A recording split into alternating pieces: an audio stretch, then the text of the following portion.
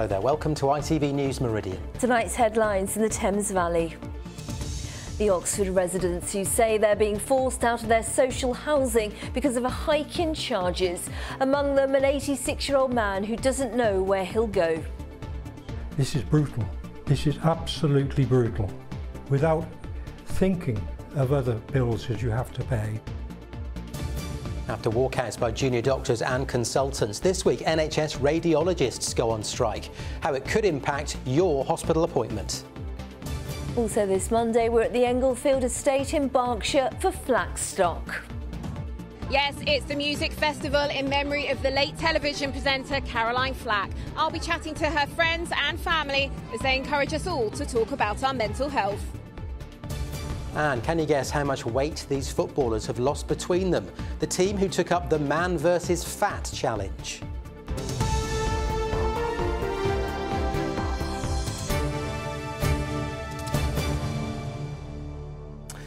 Good evening. Elderly residents in Oxford are being forced to look for new homes after the service charge on their flats was increased by nearly £1,700 a year.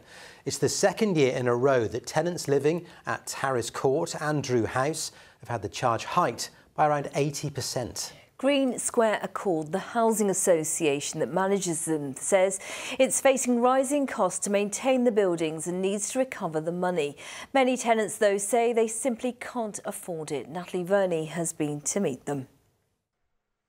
Patrick's lived in this flat for 12 years. He can walk to his late wife's grave down the road, which is important to him. But now at 86 years old, he might be forced to move. Combined, his rent and service charge have increased by 30%. I can see they sent you in February and they're asking for £191.83. Is that right? That is in correct. Rent and service charge? Yes. And what's this letter over here? Well, this is the previous year. OK, which is a lot less, I can see, Exactly 147. So have you worked out how much that is more that you need to find a year? It's £2,300. Harris Court and Drew House are run by the housing association Green Square Accord.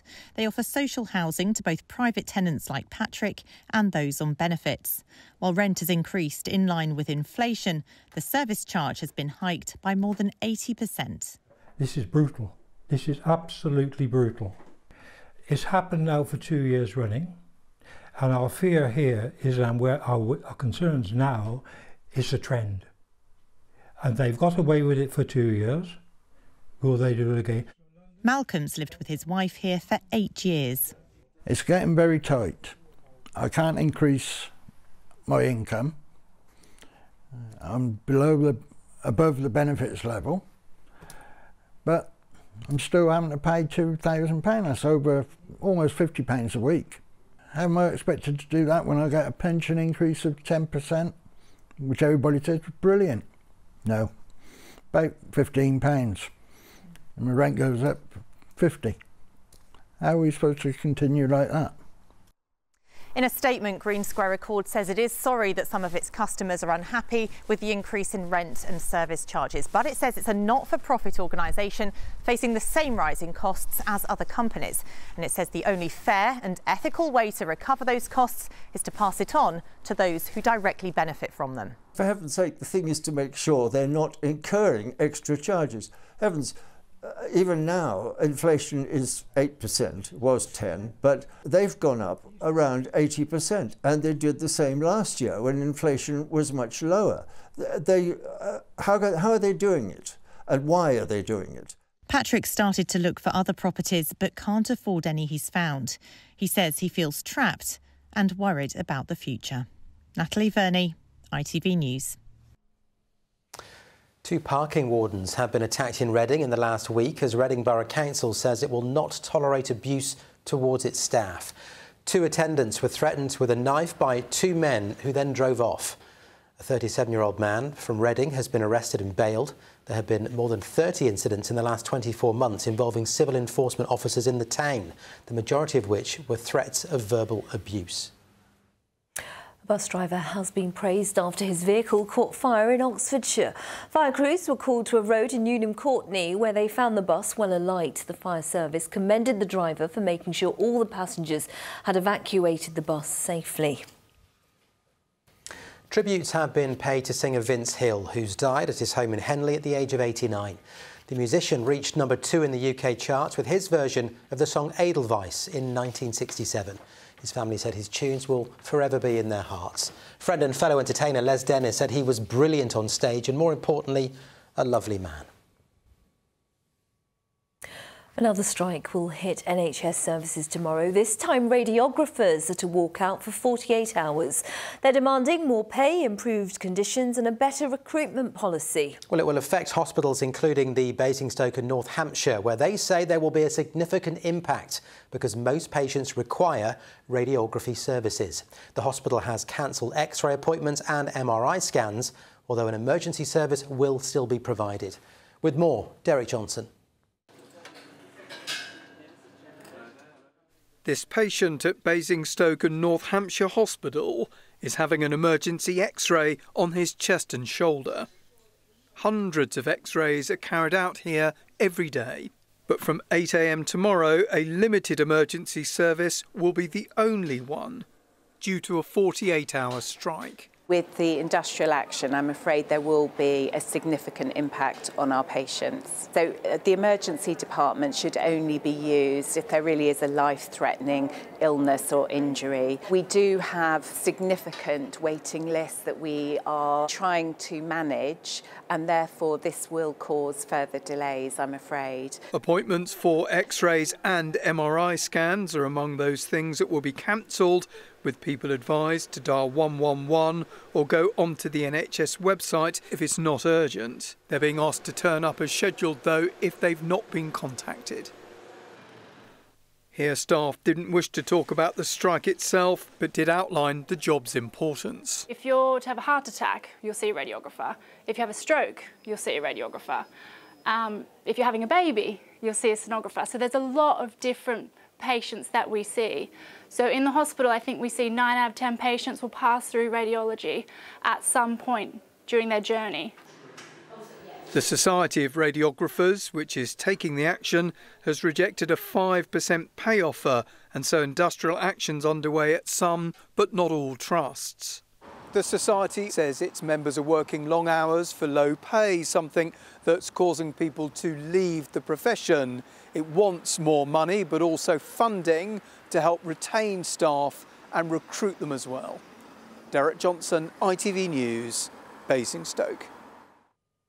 Some more headlines. A Newbury-based Vodafone says it's seen a spike in sales in the last 3 months as it continues with cost-cutting plans. The company is looking to axe 11,000 jobs over the next 3 years, including roles at its Berkshire headquarters. Sales jumped by 3.7% in the 3 months up to the end of June. People in Thatcham are being asked what they think of plans to defend homes and businesses against flooding. The area saw devastating floods in 2007, where more than 1,000 properties were damaged. West Berkshire Council has built a number of drainage basins around the town, with more planned. 2 public consultations will be held in August. Local bands and musicians will be among those performing at Reading's Pride event this year. Thousands of people are expected at the event on the 2nd of September. Organisers are teaming up with local charity Ready Pop, which uses music and art to support communities. This year's event will see musicians play original and popular songs from genres like country, folk and fusion. You're watching ITV News Meridian in the Thames Valley. Thank you very much for your company this evening. Still lots more to come on tonight's programme. Including this, because we're live at the Englefield estate in Berkshire as family and friends remember television presenter Caroline Flack at the music festival in her honour. And with almost a month's worth of rain falling over the weekend, is there anything drier on the way? I'll be back later with the full forecast where you are. Plenty more from us, of course, online. All the details on the screen. itv.com/Meridian is the address. 0808 1010 095 if you want to give us a call. And you can find us on social media on Facebook, Twitter and Instagram.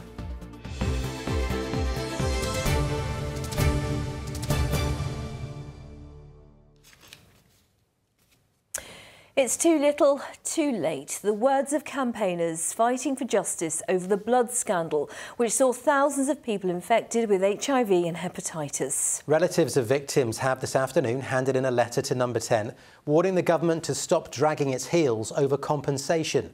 It says the inquiry set up to investigate the scandal recalls senior ministers to explain why payments are taking so long. Our reporter Rachel Hepworth is live for us in London, where feelings are running high. Rachel. Well, yes, Sangeeta, because you'll know that for many years we have been reporting this story and victims are getting increasingly desperate. Some 2,500 people have died after being given infected blood during the 1970s and 80s. Many more are still living with chronic health conditions. Now, the government has promised to pay compensation. It has indeed made some interim payments, but many more people have been left with nothing so far, including widows, parents and children of those who've died. And that's why today campaigners took their protest to Downing Street. Among those delivering a letter were Jason Evans, whose father died after being infected with HIV at a haemophilia centre in Oxford. We get a lot of warm words, a lot of "we are working at pace." Our community continues to die at pace, continues to not see justice at pace. The time for action is now. Well, the sad truth is that victims are continuing to die at a rate of 1 every 4 days, including Nick Sainsbury. Well, he was a long-time campaigner, despite suffering decades of ill health.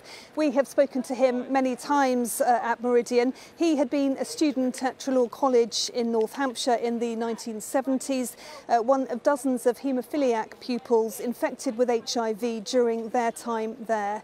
Well, more than 70 of those have died. Nick is just one of many people who gave evidence to the inquiry but hasn't lived to see justice.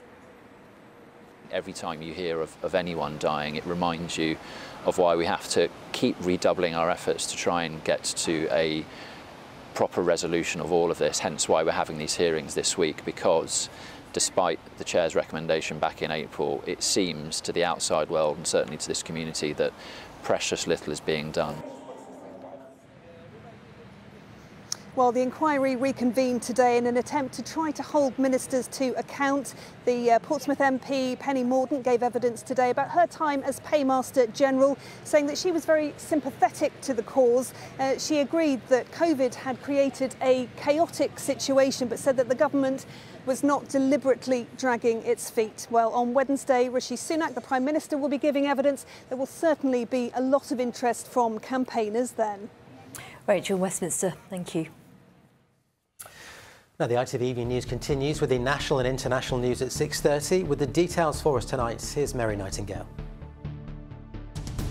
Coming up in the programme, repatriation from Rhodes. Travel operators send flights to bring British tourists home. Blazes on the island remain out of control, says the Deputy Mayor, while Corfu and Evia have become the latest Greek islands to issue evacuation orders. Also, can the government meet its promise to create 1 million new homes before the next election? The PM's latest plan to fix the housing crisis. And Sir Michael Caine talks exclusively to ITV News about embarking on a great escape. Will you join me for those stories and more at 6:30? Right, let's talk about sport. Andrew's here. Andrew, it is a cricket-free zone tonight. We're not going to talk about the Ashes, but I will say, had that match been played here in the South, England would have won, and we're going to leave it there. Let's talk about football and the team who's winning on and off the pitch. Absolutely, you just couldn't resist. Sorry. Yes, and actually this team, the better they do off the pitch, the better they do on the pitch. I will explain. Yes, they are part of the Man v Fat team in Banbury, where you win points for losing weight, and those points can help your team to the top of the league, as I found out. Coming together with one clear goal, to lose weight. These 20 players in Banbury have shed 25 stone between them over the last year, thanks to healthy eating and football. It's been really good to be able to improve our fitness through playing football. And through the camaraderie we've got with the other players, we started to swap recipe ideas and ideas on how to keep fit. So what started out as just an idea to play a bit of football has turned into a lot more of a bigger support network for weight loss for us.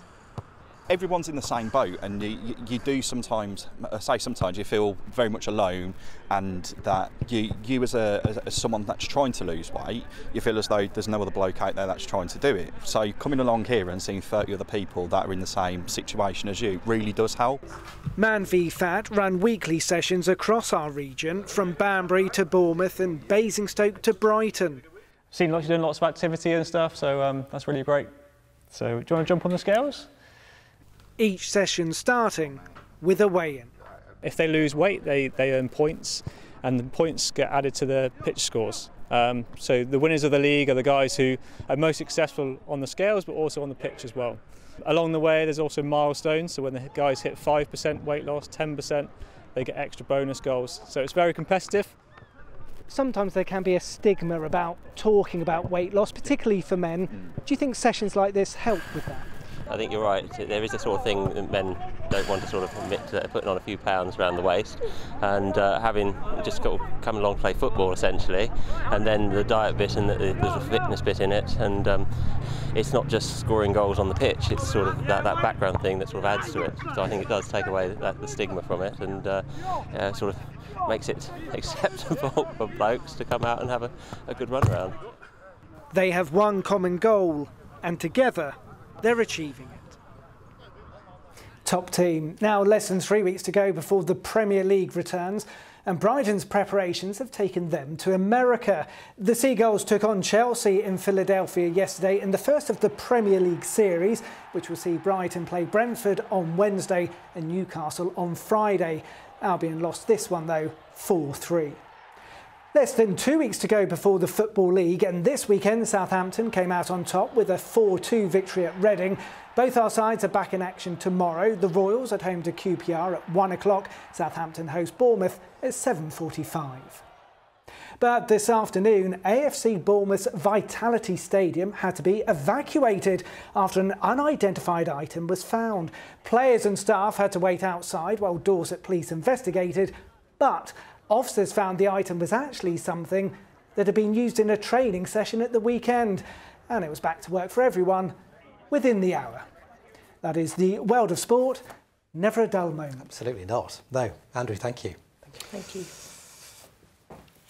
I was just going to say, I'm not talking about the Reading score. No, I was going to talk about you ignore the cricket. Now, a music festival in honour of television presenter Caroline Flack is taking place in Berkshire this evening. It's the second time Flackstock has been held, attended by Caroline's friends and family to celebrate her life. The X Factor and Love Island presenter took her own life in 2020, and Flackstock is also held to raise awareness of mental health issues. Well, Natalie Bohr is live in Pangbourne for us this evening. Natalie, the weather looks like it's holding out, and I guess the music's about getting underway as well. Yes, the gates here at Pangbourne opened at 3 o'clock, and festival goers couldn't wait to get their spot for the evening. As you said, the weather isn't the greatest, but it hasn't dampened spirits here. And I think you'll agree, this is the perfect backdrop for a festival that's all about remembering Caroline and about raising awareness of mental health.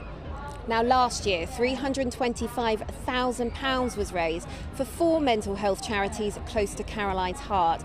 This year, her friends and family are hoping they'll be just as successful. And earlier, I spoke to some of them ahead of the event.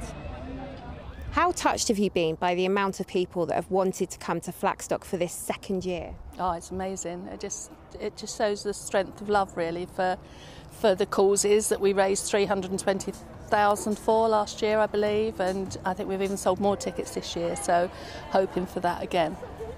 What planning has it taken? To be honest, I haven't done a lot, but the girls, it's like a year-long effort, really. But everybody wants to be involved, so that sort of makes it easier, but it is hard work, but it's worth it, yeah. I liken it to having a child, because once the pain and exhaustion subsides, you realise just how much love is there and how much you want to do all again. So here we are, year 2. I have a black book of names which I share with the committee, And then I'll say to them, will you do a flag stop? And they'll say yes. Then I will say, they've said yes, you've got to ask their management now. What do you remember most about Caroline? What do I remember most about Caroline? Just how much fun she was. And when she died for me, I just felt like I'd lost my funniest person, and we just used to howl laughing, which is why in a festival like this is so important, because the way she died is so sad and so tragic, and just the idea that people might think of her in that way and not remember how much fun she was, and that's why we wanted to throw her this party every year. Mental health is obviously really important. What would your message be to anyone who perhaps is struggling? That's really hard. That is hard because, you know, I knew Carrie was struggling, but I didn't know what the outcome was going to be. But if you can talk about it, of course, but it's people around you, you know, just be nice to people if they, you know, that's what it is, yeah. As well as music and comedy. Come and take a look at this. This is a mindfulness area, and we've got everything going on here. We've got some ribbon dancing. Say hi, girls. Keep going. They've been going for about 15 minutes with all of this. We've also got some archery. We've had box fit. We've had yoga. There is so much. Talks from experts, and people have been coming along all day to get some tips they can take away with them. We came last year, didn't we? Yeah, we just thought it was a really nice energy here. So this is about, obviously, mental health as well. How important is that to you? I think it's a really important thing in general, you know, and the support, you know, with all the different types of things going on here, you know, you couldn't get much better, really. It's really important. Yeah, I work in a mental health area, so I think it's, yeah, great, really good. We saw Caroline's friends and family, they were in front of us, and it just really touched us. It felt like it could have been our friends and family. It just, yeah. It was special. Well, on stage at the moment is Jason Manford. We've also got Ollie Murs, Keith Lemon, Denise Van Outen, The Feeling, Sophie Ellis-Bextor, and so much more. Earlier, I spoke to Caroline's close friend, Louise Redknapp, backstage. This is the second Flagstock that you're involved in. Can you believe it? I know. So nice to be asked back as well. And yeah, it's a really, really special day today. So yeah. And you posted a picture earlier of you and Caroline, which was just beautiful. How do you remember her? We were just talking about that actually. She was my Friday night girl, you know. We were always out together on a Friday night, and she was lit up any room she ever walked in.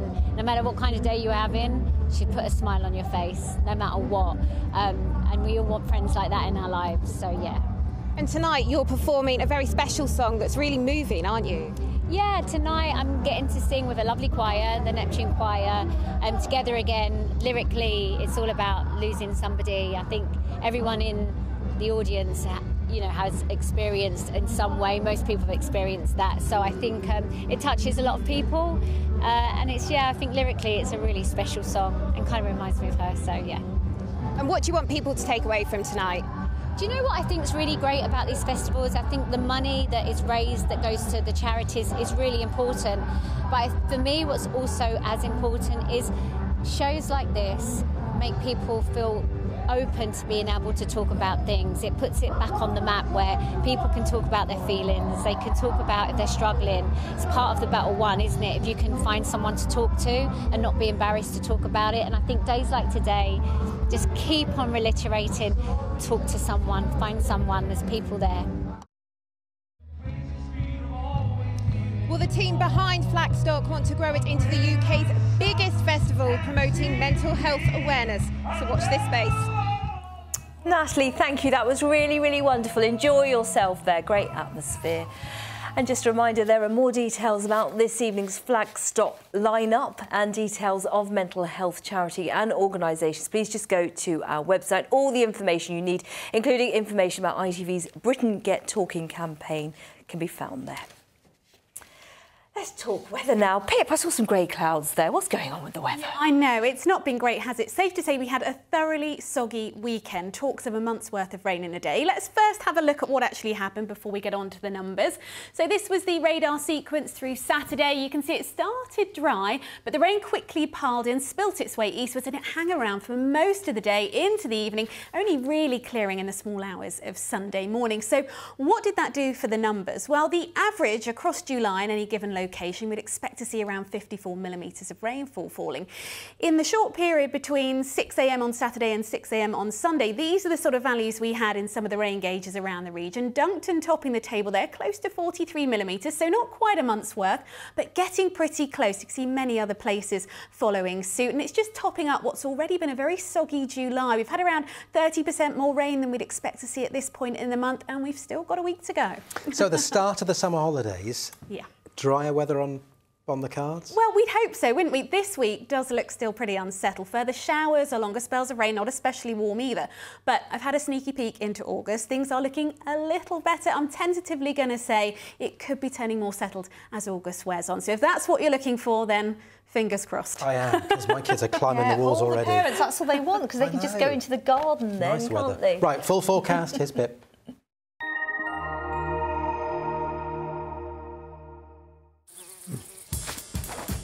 Whatever the weather, it always feels like home. Valent Heat Pumps and Boilers sponsor ITV Meridian Weather.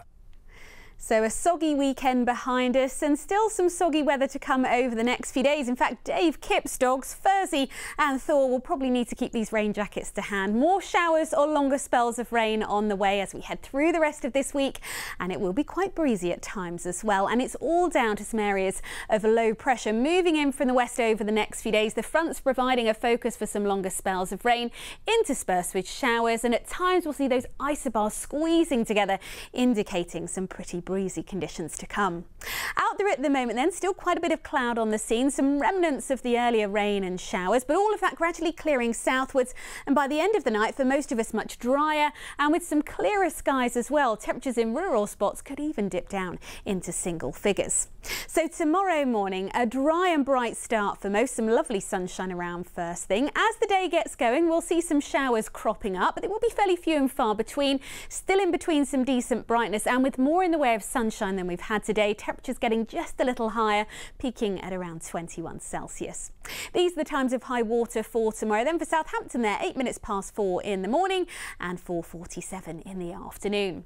So a few showers lingering as we head into tomorrow evening. These will then fade overnight, and actually for Wednesday things look pretty quiet. A little ridge of high pressure keeping things largely dry and settled, but you'll notice out towards the west thickening cloud and rain making its presence felt. That will come our way on Thursday, and thereafter remaining pretty changeable into the weekend, a return of sunshine and showers. Valent Heat Pumps and Boilers sponsor ITV Meridian Weather.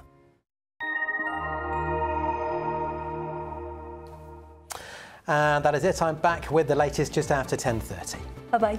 Bye-bye.